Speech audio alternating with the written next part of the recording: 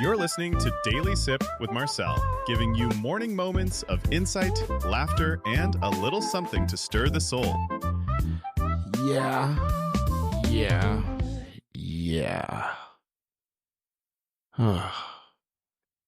Take a sip, my friend. Let's sit with this one for a moment. Today, as the world remembers the dark morning of October 7th when violence erupted in Israel, it's hard not to feel the weight of humanity's oldest question pressing against our hearts. What is good?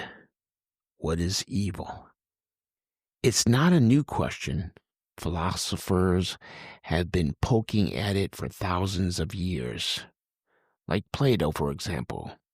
Back in ancient Greece, he once said, "The measure of a man is what he does with power."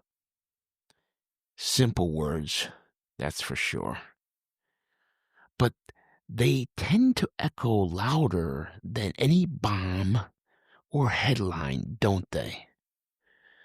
When people, whether they're leaders, armies, or just folks like you and me, forget that power is supposed to serve something bigger, like justice or compassion, well, that's when evil doesn't need a fancy invitation. It just slips in. Sometimes it even looks like the right thing to do, like revenge or just plain fear. Then you have Mencius, an ancient Chinese philosopher. He had a slightly different take on this whole struggle. He figured human nature is actually pretty good to begin with. He said, "The great man is he who does not lose his child's heart." What he meant was, goodness isn't something we go out and get. It's more like something we have to protect. It's that little spark inside that remembers kindness, fairness, and empathy, even when everything around us feels like it's going up in flames. The tragedy of October 7th wasn't just about the lives that were lost. It was also about the loss of trust, the loss of hope, and yes, the loss of a bit of innocence too, on all sides. Because good and evil, they're not countries, they're not religions, they're choices. They live right there in that little gap between what we feel and what we actually do. The problem, especially now, is that evil doesn't always show up with a villain's mustache.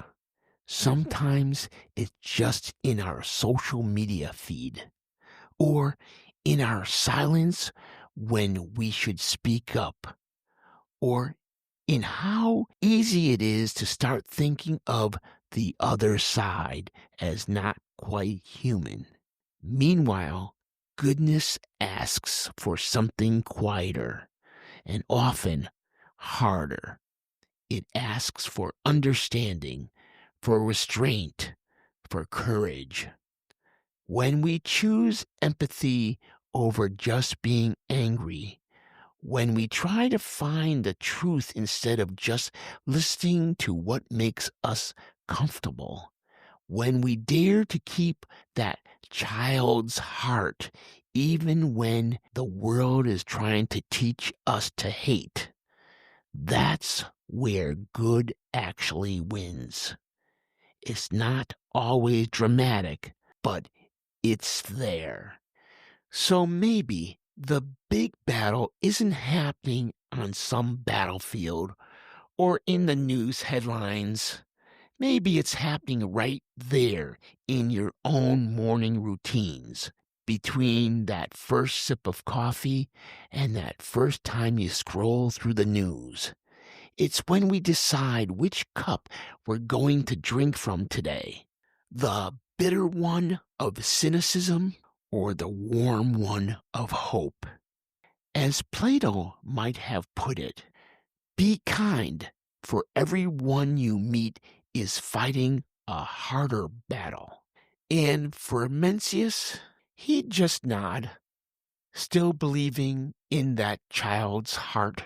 The war between good and evil, it starts and ends right there, inside each of us. So today, we pause. We remember with heavy hearts all those who tragically lost their lives on October 7th and in the difficult days that have followed. Their loss weighs on us all, and we extend our profound gratitude to every individual who continues to work tirelessly with courage and compassion, striving to bring true and lasting peace to Israel. It is a monumental task, and their efforts do not go unnoticed. So, here's my final sip for today. This whole endless argument about good and evil can feel massive and overwhelming. But please remember, the biggest difference you can make in the world isn't by changing governments or armies. It's by policing your own heart. Goodness is not an achievement. It's a maintenance project. Every day, you have to choose to protect that original spark of empathy from the forces, internal and external, that try to snuff it out. Don't let the bitterness of the world be the thing you drink from. So that ends today's Daily Sip with Marcel. Thanks for spending part of your day with me. If today's sip gave you something to think about, smile about, or share, pass it on. Be sure to follow the show so we can keep sipping together. Until next time, I'm Marcel. Stay grounded, stay grateful, and I'll see you tomorrow. Thank you for letting me be part of your day. And until next time, keep noticing what makes life taste a little better. And if you're loving this, don't just sip in silence. Follow us, hit the subscribe button, and pour this into someone else's cup. Share it, spread it. Let's wake the world up together, one daily sip at a time.